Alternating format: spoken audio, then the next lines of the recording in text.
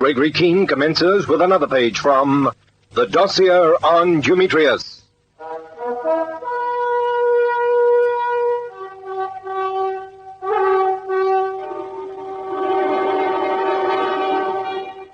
Through Eustace Manningley, we'd learned about Fleur Dupont. Through Fleur Dupont, we'd learned that Dumetrius was hiding on a ship with Haydée Bergner and some of his people.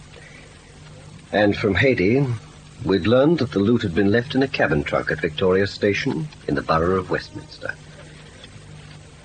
After finding the note that Haydée had stuffed in Eustace Manningley's pocket, time and circumstance permitted us to remove the loot from Victoria but leave the trunk itself, stuffed with forged currencies, in place of the money Max Rubinstein had exchanged for the original Gestapo horn.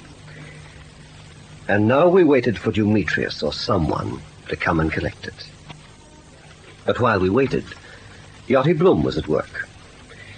Not the least curious aspect of Yachty's character was his amazing capability as an actor. He'd assumed the guise of an elderly, grey-haired lady, and he was playing the part at a messenger service in the Strand. You understand? I am not talking English very good. You understand the trunk is large. The messenger is needing the porter, yes? And the taxi cab? Yes, I understand, madam. And he is taking the trunk to this address. See? Here is written down for me. You take it and the ticket. Yeah, that's good. The address, you are reading it for me? 66 Shaftesbury Avenue, madam. Yeah, it's good. Now then, my husband is ill, you know. My husband is telling me what to do. The messenger is leaving the trunk at this store place in Shaftesbury Avenue. And there he is meeting another messenger who is taking the receipt for the trunk. Yeah? I understand perfectly, madam. 9 o'clock tonight. I am paying for porters, for taxi cabs, for all I am paying. But this messenger, he must be at Victoria Station at 9 o'clock. He is not failing. But look here, I don't want you hanging about Victoria, Keene. I particularly want you here on the embankment. The moment anyone appears for the trunk, we'll join in the chase. Now try to relax, man. Where's the loot? The original stuff that was in the trunk, I mean. In the vaults at the Whitehall branch of Barclays Bank. And if Dumetrius can get it out of there, I'm not Milo Fentress of MI5. Oh, I'm flogging my brains. If I were Dumetrius, how would I get that trunk out of Victoria Station in safety? As far as I can see, it can't be done in safety. But Dumetrius can't possibly be aware that we've known about it for 6 hours, or that we'll be lying in wait. Fleur Dupont was taken when she was actually on the telephone talking to me. Now, they can't be sure how much or how little she'd had time to say. They can arrive at it by reasoning. If Fleur Dupont had time to tell you anything, she'd have said first thing where they were hiding. And if she'd been able to tell you that, they'd have all been captured by now. And since they've not been captured, the woman could have had time to tell you nothing at all. And therefore we don't know where she deposited Max Rubinstein's loot. That's the only way Dumetrius can reason, Keene. It's perfectly straightforward. And these reconstructions are always a thorough bore. Don't ask me to natter on and on. Yes, but put yourself in his place, Colonel. Would you go openly to Victoria Station to collect a cabin trunk? I'd simply send a messenger. There's scores of messenger services in London, Keene, with instructions to deliver the trunk to some out-of-the-way address. A trunk with £1 million in it that you've murdered time and time again for? You'd have to trust the messenger. You'd be perfectly certain the trunk contained what trunks always contain. Clothes, boots and shoes. No. I know the man by now. He won't do the obvious thing, and I have to predict what he'll do before he does it. Well, man, if you don't slow down, all you'll predict for yourself's a breakdown. Why, you've been on your feet for 55 hours now, to my knowledge. You've had a bullet through your arm. It's plain sailing from now on. Help yourself to a drink and take it quietly. You know, I never saw such a chap for running himself ragged when there's no need. No need? But we've got him. Colonel, we've got Dumetrius unless we make a mistake now. We'll make no mistakes, old man. We only have to follow the trunk And there's no earthly way Dumetrius can take our eyes from it. Absolutely no way at all.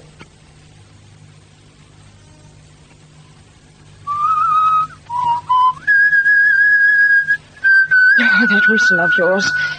It's the most fiendish way to drive someone out of their mind that I'm simply appreciating the beauty of my scheme for getting the trunk out of Victoria Station, Hayley.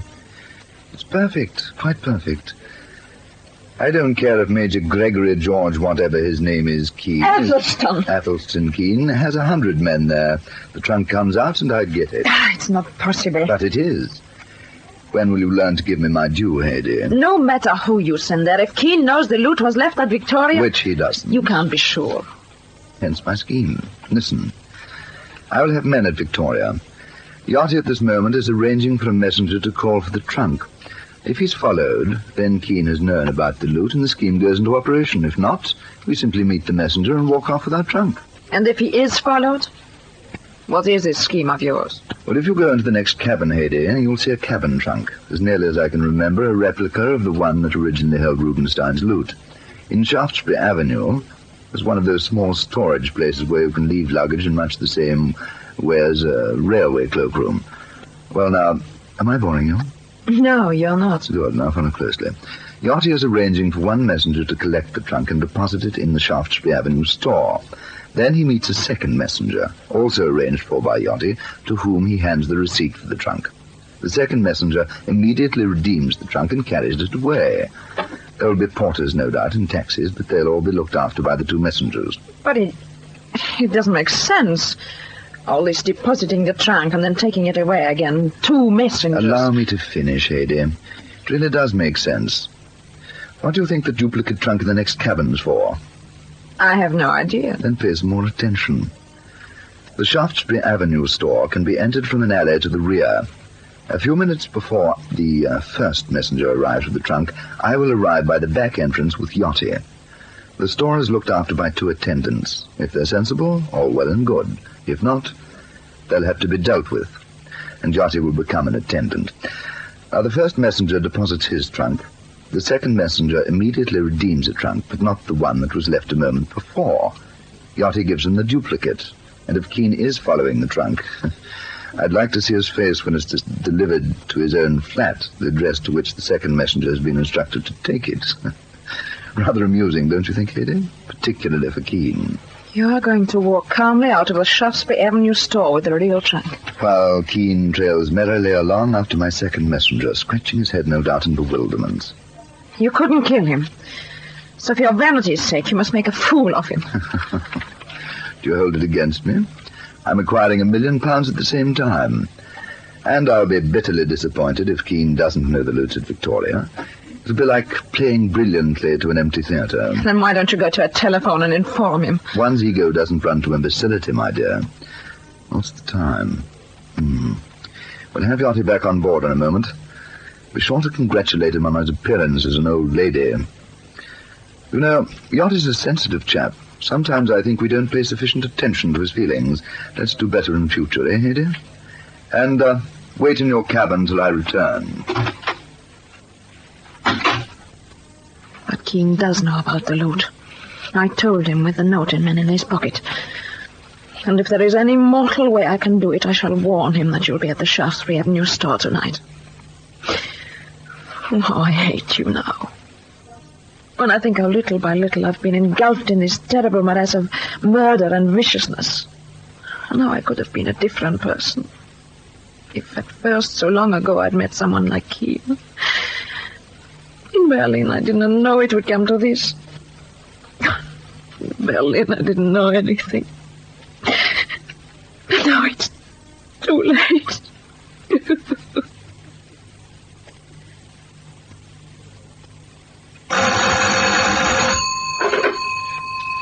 Yes, Adams, Fincher's here. Yes? I see. You've covered all the messenger services, have you? Good man. Yes, that's right. All we can do now is sit back and wait for results, if any. Well, that's that, Keene. As far as I can see, we've covered every loophole.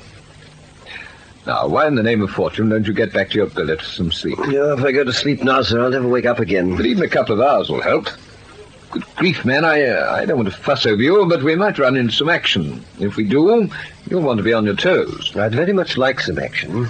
And if it comes, you just watch, sir. You'll have cuts with you, that's one thing. And why the dickens I should worry about your safety, Keen, but there you are, I do. That's all right, sit there, I'll take it. Yes? What? By Godfrey, that was quick. A messenger service in the Strand. Right, Adams, good work. Don't tell me. But I do tell you, 5 minutes ago, an elderly grey-haired woman with a heavy German accent arranged for a messenger to collect a cabin trunk from Victoria at 9 tonight. And the ticket she gave them corresponds with the ticket on our trunk. They're moving, Keane. We're smoking them out. It was an elderly grey-haired woman who tried to shove Peter Ridgway under a train in the Hyde Park Underground. Yes, Keane. Yachty Bloom. They thought they were safe. I wanted them to think they were safe. So long as they did, it meant that Dumetrius couldn't know about the note Hady had placed in Eustace Manderley's pocket. Yes, that's what I was living in terror of. That Dumetrius would discover what she'd done and call Yachty to take his vengeance on her. I knew what she was. But heaven help me, I loved her. I still do.